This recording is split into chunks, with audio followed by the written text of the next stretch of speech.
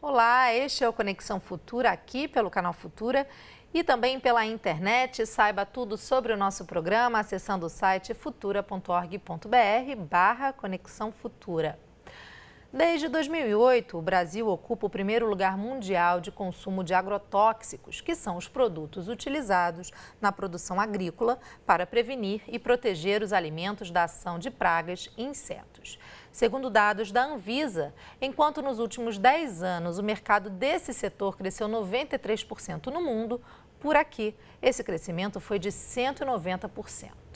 No entanto, quando utilizado de forma excessiva, os agrotóxicos podem trazer graves problemas ambientais, como a contaminação do solo e das águas, além de prejudicar a saúde da população que consome os alimentos. Segundo o dossiê Abrasco, da Associação Brasileira de Saúde Coletiva, 64% dos alimentos in natura consumidos no país estão contaminados por agrotóxicos. Desses, 28% contêm substâncias não autorizadas. Outros dados também chamam a atenção. Entre 2007 e 2014, por exemplo, o Ministério da Saúde registrou mais de 34 mil notificações de intoxicação por agrotóxico. Bom, para falar com a gente sobre os desafios de conciliar a produção de alimentos para a população sem o uso excessivo de agrotóxicos, eu recebo aqui no estúdio Karen Friedrich, pesquisadora da Escola Nacional de Saúde Pública da Fiocruz e vice-coordenadora do Grupo Temático Saúde e Ambiente da Abrasco. Boa tarde, Karen. Bem-vinda ao Conexão Futura. Boa tarde. E Etelvino Novotny, pesquisador da Embrapa Solos. Boa tarde, Etelvino. Bem-vindo. Boa tarde, Andressa. E você em casa, claro, como sempre, também é nosso convidado. Acompanhe com a gente a nossa conversa ao longo dos próximos 25 minutos. Bom, Karen, boa tarde mais uma vez. São números que chamam a atenção, né? Numa comparação feita pelo INCA, por exemplo, a gente consome o equivalente a 5 litros de veneno por ano, né? Por que o agrotóxico, então, nesse uso excessivo, como vem sendo utilizado aqui no país, é prejudicial para a população? Bom, esse dado está até um pouco desatualizado. Os últimos dados de 2014 que foram publicados, a gente utiliza cerca de 7 litros por Quer pessoa. dizer, em pouco tempo aumentou muito. Aumentou muito, exatamente. Então, os agrotóxicos, eles têm efeitos que podem ocorrer de forma imediata. Então, logo depois do uso, em geral são os trabalhadores da agricultura, as pessoas que moram próximos às áreas de lavouras que estão expostas a essas doses mais elevadas, mas aquelas pessoas, as pessoas, né, quer dizer, toda a população brasileira que consome alimento que tem agrotóxico ou ingere água também que tem agrotóxico, pode desenvolver efeitos tardios, né? Então, de efeitos tardios, né, como o próprio INCA coloca, o câncer é um dos efeitos. Alterações sobre o sistema reprodutivo, hormonal, também são alterações que podem ocorrer em consequência da exposição e do consumo de alimentos com agrotóxicos. Agora, em relação ao solo, Tevaldo, por exemplo, quais são os prejuízos desse uso excessivo para o solo e para o meio ambiente? Na verdade, até a própria produção agrícola muitas vezes é comprometida, né? É uma prática recomendada que você faça rotações de cultura, tenha sucessão de outros plantios, e a gente tem situações em que você tem uma dificuldade de implantar uma nova cultura num solo que foi aplicado, por exemplo, herbicida específico para aquela planta. Então, você está cultivando soja, por exemplo, você aplica um herbicida que vai combater um tipo de planta. Se você tentar entrar o produtor depois na sucessão ou mesmo numa integração em que tenha várias culturas na mesma área, ele pode ter muita dificuldade para isso.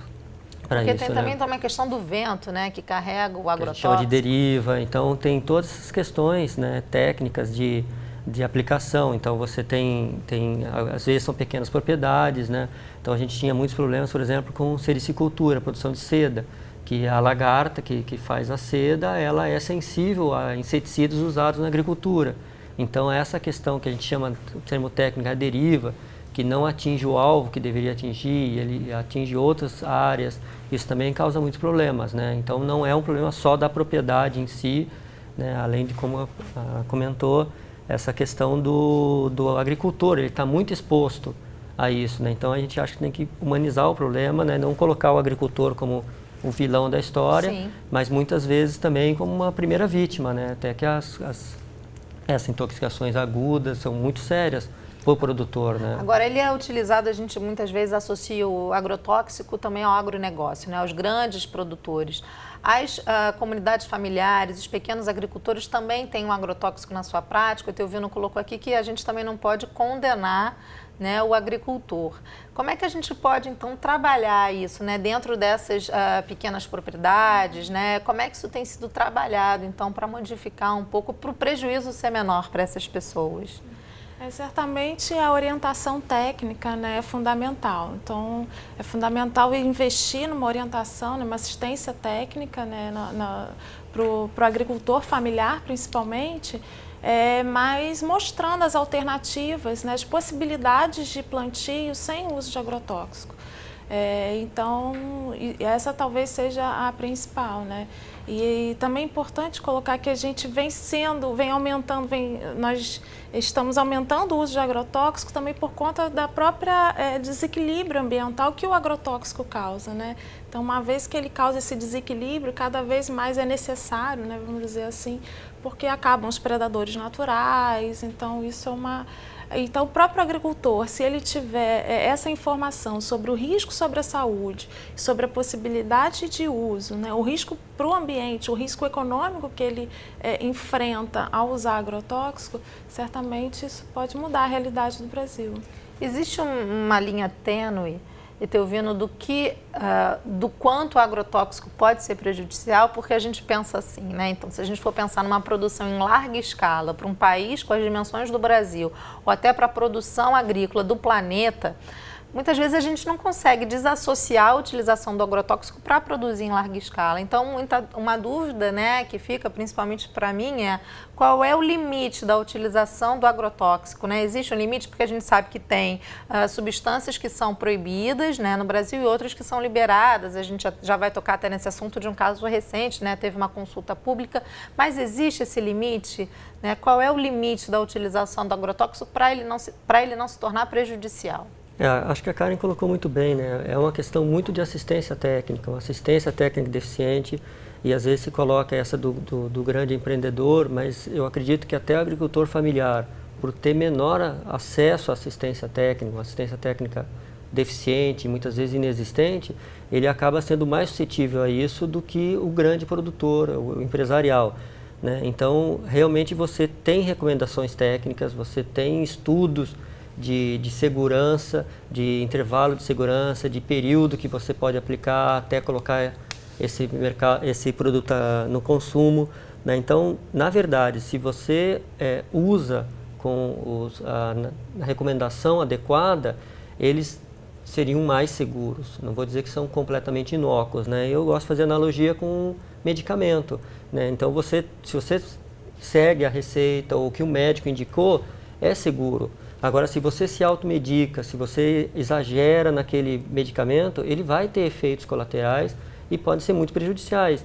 Então, não é diferente disso. Então, são produtos necessários, né, pelo modelo agrícola que a gente tem, nem nisso não só de um grande empreendimento, né, que a gente tem que controla, se aquela praga, aquele inseto tiver abundância de alimento, que é uma área pequena, uma roça pequena, aquela população ela vai crescer muito de uma forma descontrolada. E aí que se recorre a certos tipos de controle, entre eles o controle químico, o agrotóxico, para realmente, porque você já está desequilibrando. Então a agricultura por si só já é uma perturbação no sistema natural, né? Você não tem na natureza 1 hectare de uma única planta, que é uma área pequena, um campo de futebol. Isso um pequeno produtor vai ter de milho isso. Na natureza você não vê isso, você vai ter várias plantas, então aquele organismo que se alimenta do milho, né, a população dele vai estar controlada porque falta alimento. A hora que ele chega numa lavoura que tem 60 mil plantas de milho, a população vai realmente crescer muito.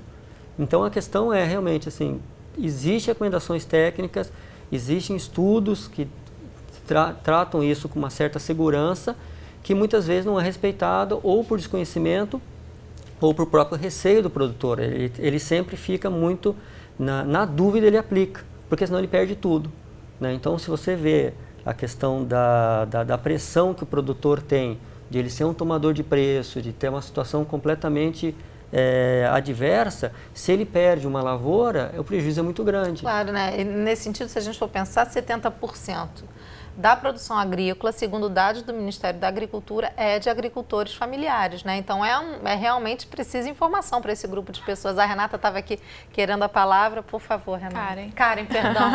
Não tem problema, é o agrotóxico. Mas, na verdade, do ponto de vista da saúde, a nossa preocupação, o ideal seria que não tivesse agrotóxico, né? Porque... Mas numa realidade como... do ponto de vista da saúde, é inaceitável. Então, tem diversos agrotóxicos que eles têm um potencial de causar dano no nosso material genético. Então, ele atinge partes da nossa célula muito pequenas. Então, ou seja, uma pequena quantidade dessa classe de agrotóxicos pode vir a desenvolver um câncer. Então, por isso que não existe dose segura para esse tipo de agrotóxicos. E por que a gente ainda tem registrado no Brasil, né? Porque o nosso sistema de registro é um sistema, o nosso sistema regulatório é um sistema que ainda precisa melhorar, né? A gente tem uma lei que até é bastante interessante do ponto de vista da saúde, mas a gente não consegue no Brasil proibir agrotóxicos que já deveriam ter sido proibidos, né? E eu acho que o Teovino também falou uma coisa importante, a analogia do medicamento, né? A gente não pode misturar certos medicamentos porque o efeito sobre a saúde é condenável.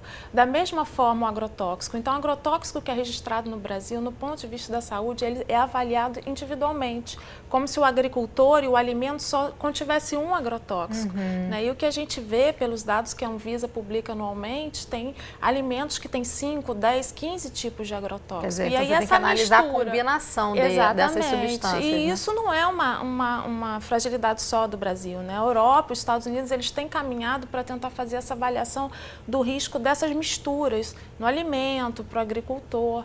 Então, por isso que, de fato, uma boa orientação técnica e trazer alternativas, né? Existem possibilidades, né? E a outra questão também que ele colocou é muito importante, é o modelo agrícola que nós adotamos, né? A gente tem um investimento muito grande no agronegócio, a produção das grandes commodities, e o investimento na agricultura familiar ainda é muito pequeno, apesar dele ser o produtor de alimento do brasileiro.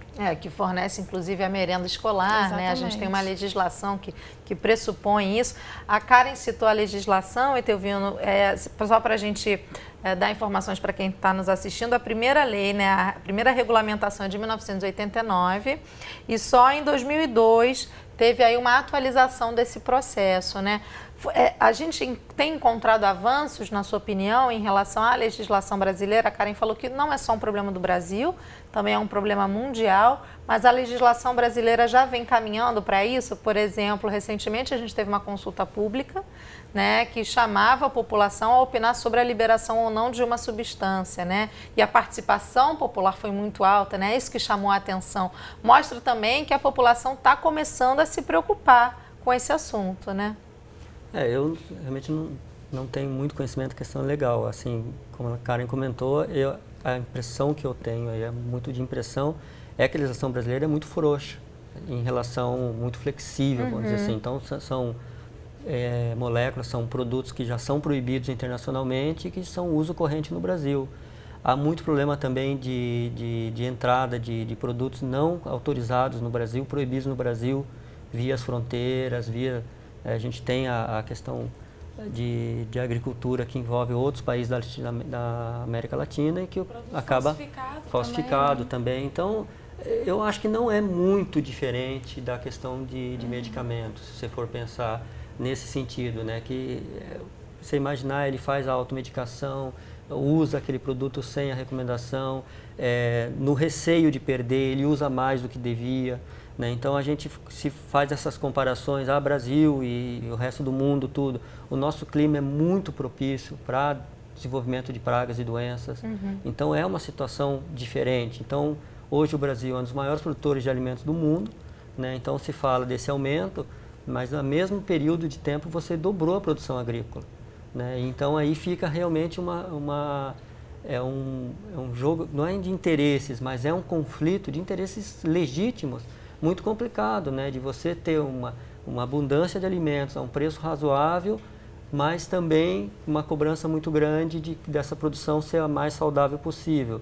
Então, realmente é um equilíbrio bem complicado, né? Existem estados brasileiros que regiões que utilizam mais ou menos no Brasil essa separação? Na verdade, essa é um dos grandes problemas que a gente encontra, que não há dados oficiais, né? Por exemplo, para a gente é muito importante, a gente fala em agroecossistemas. Então, você tem diferentes biomas no Brasil, né? Em vez de dividir por estados, questão política, mas assim por biomas. Essas informações não se tem, a gente não consegue esse tipo de informação oficial realmente de uso. Né? Isso contribuiria, né, para a gente tentar resolver. E a questão, desculpa, é a questão não só da legislação, como da fiscalização. Né? Então, o que se tem no Brasil de estudos de impacto ambiental, de contaminação de solo, de água, são estudos acadêmicos. Não existem estudos, não existem trabalhos assim de grande escala de fiscalização e regulamentação. E isso realmente é muito difícil, porque o papel da academia não é regulamentar e fiscalizar, mas sim pesquisar, levantar problemas, colocar essas questões, e a sociedade que realmente tem de posse dessa informação que decide. Né? Eu acho que não é o pesquisador, não é o cientista que vai dizer como deve ser feito. Ele fornece a informação de qualidade e plural. E aí a sociedade que decide, realmente, olha, que é um custo muito alto, não vale a pena, a gente... Então, esse é o grande problema, né? Que a gente não tem esses dados. Porque a questão do custo também, né? A gente percebe aí um crescimento do interesse da população por alimentos sem agrotóxicos, alimentos orgânicos, mas quando a gente chega ali na prateleira do supermercado, ou do mercado, ou do hortifruti, seja ele pequeno ou grande, esse é um produto ainda muito caro para o consumidor, né, Karen? Hoje tem crescido muito, talvez seja a melhor alternativa, né?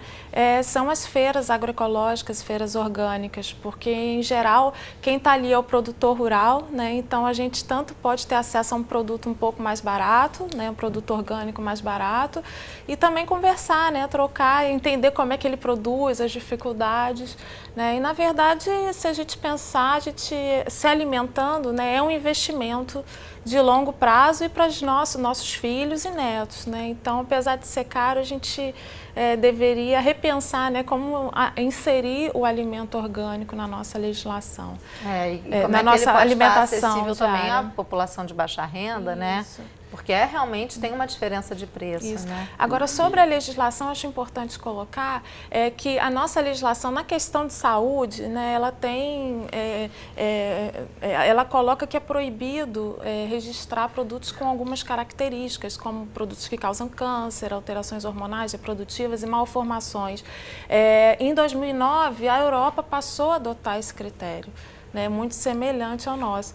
Só que existem alguns projetos de lei tramitando no Congresso Nacional que estão tentando retroceder, então permitir o registro no Brasil desse tipo de produto. Então isso é algo que a gente tem que discutir e muito, prestar bastante atenção. Né? Um ponto sério da nossa legislação com a fragilidade, né, o Etelvino falou sobre medicamento. O medicamento, por exemplo, ele a cada 5 anos tem o seu registro revisado para saber se tem novos estudos científicos, reações adversas. O agrotóxico não. Uma vez registrado no Brasil, ele tem um registro para sempre. Então, isso é uma preocupação, porque a academia, por exemplo, produz estudos científicos mostrando, às vezes, efeitos sobre a saúde, às vezes, ineficácia agronômica ou impacto ambiental, e isso não reverbera na regulação no tempo que a gente acha importante. Muitas vezes os impactos ainda nem, em 5 anos, ainda nem apareceram. Ainda nem apareceram, né? Por favor, você queria fazer um comentário, eu acho, em relação a algum ponto da Karen? Não, acho que era esse comentário que você colocou muito bem, da questão do impacto de um produto de preço maior para as pessoas de baixa renda. De baixa renda. Quer dizer, tudo bem, você tem essa questão que é um investimento, tudo, mas se você for pensar que 1/3, quase mais do que isso, do orçamento de uma família é comprometido com o alimento, algo 50% mais caro, que é mais ou menos a média do produto orgânico, é muito. Então, realmente, talvez técnicas de questão, novamente, de você conseguir baixar os custos, né, ter mais acesso, ter questão de escala, tudo isso seria fundamental. E como você bem colocou no início do programa, de formação técnica, né? para quem está produzindo o alimento, né? É investir. A gente tem hoje uma política nacional de agroecologia e produção orgânica, né? E preciso investir nessa política, né? Ela tem ações das diferentes áreas, né? Para estimular a produção de alimento agroecológico e orgânico. Com isso, o preço vai diminuir, né? Mas muitas vezes o agricultor ele precisa desse pontapé inicial para fazer uma transição do seu modelo de produção, né? Do modelo que usa veneno para um modelo de fato saudável, né? Sem químicos. A gente está caminhando já para o fim do programa, então eu queria ir para a internet para mostrar aqui o site da abrasco.org.br, onde você encontra o dossiê Abrasco. Rapidamente, Karen, por favor, enquanto eu mostro, está até aqui a palavra impactos. Eu queria saber qual é o impacto do dossiê, né? Ele teve uma atualização recente, né? Em 2015, se eu não me engano. Qual é o objetivo desse material, né? De que forma ele tem contribuído aí para as discussões sobre o uso de agrotóxicos? Está aí na internet, abrasco.org.br, e o link ali para você encontrar o dossiê. Você consegue baixar aqui o dossiê online. O dossiê traz esses dados, alguns dados atualizados. Infelizmente, se a gente fosse falar de impacto, seria uma enciclopédia, mas o dossiê ele traz informações de uma linguagem mais acessível e também traz um terceiro capítulo do dossiê, por exemplo, traz relatos de pessoas que produzem esse agrotóxico, pessoas que tentam produzir de forma orgânica, mas aí o vizinho passou veneno, então passou o avião e acabou com a produção. Então tem os impactos, mas também tem a notícia boa, né, que é a agroecologia, que seria alternativa, né, ao uso de venenos. Bacana, eu vou mostrar aqui também o site da Embrapa, que está aqui representada pelo Etelvino, embrapa.br. Você também encontra várias informações sobre esse tema e também sobre a agricultura brasileira, agropecuária, né? E eu quero mostrar também, quem se interessou pelo tema aqui, se você der uma busca no site do planalto.gov.br, você encontra a legislação. A gente está aqui com um decreto de 2002 que atualizou a primeira lei, né, que regulamentou a produção e a utilização de agrotóxicos, que é de 1989. Mas aqui você encontra já o decreto atualizado, tá aí se você quiser conhecer um pouco mais sobre esse assunto. Etelvino, rapidamente para a gente encerrar, a gente falou aqui de algumas alternativas, né? A gente já falou aqui da agricultura familiar, né, do incentivo. Rapidamente, as suas considerações finais sobre a utilização de agrotóxicos, o que a gente pode vislumbrar para o Brasil nos próximos anos? Você mostrou o site da Embrapa, né? No caso, a Embrapa tem hoje um portfólio que a gente chama, que é uma carteira de projetos, que é especificamente para atacar esse problema, que seria a questão de racionalizar o uso e o manejo de agrotóxicos na agricultura. Então, são várias propostas, a questão de manejo integrado de pragas. Então, existem propostas de você minimizar o impacto. Então, seleção de plantas resistentes, você ter épocas de plantio mais adequada, de você fazer essa questão de integração lavoura-pecuária, de você diminuir a oferta, vamos dizer, de alimentos para uma praga qualquer. E realmente estudos de contaminação, de impacto disso no solo, na água, questão do próprio manejo do solo, e conservação do solo. Porque se você tem uma erosão, que você está levando esse solo agrícola contaminado com algum agrotóxico e ele atinge a água, ele vai contaminar a água também. Então, hoje é uma preocupação do corpo técnico da Embrapa, realmente um trabalho mais integrado, para integrar todas essas pesquisas, esses trabalhos que tem a respeito desse assunto, né, de uso racional do agrotóxico. Talvez uma transição para uma situação em que você não necessite mais, né, mas como foi comentado, né, no modelo agrícola que nós temos e da demanda de alimentos que a gente tem hoje, né, a gente tem que fazer o menor impacto possível, mitigar o impacto, né? Então essa que eu acho que é a principal contribuição que teria como pesquisa, né? Bacana. Olha, eu queria agradecer mais uma vez a presença de vocês. A conversa poderia durar a tarde inteira, tem muitos pontos interessantes e importantes sobre esse assunto. Muito obrigada, viu? Até uma próxima oportunidade. Eu que agradeço. Obrigado, Luiz. A você de casa, mais uma vez, obrigada pela sua companhia. A gente vai ao ar de segunda a sexta na tela do Canal Futura e a qualquer hora do dia e da noite, claro, no site futura.org.br/Conexão Futura. Até a próxima. Tchau!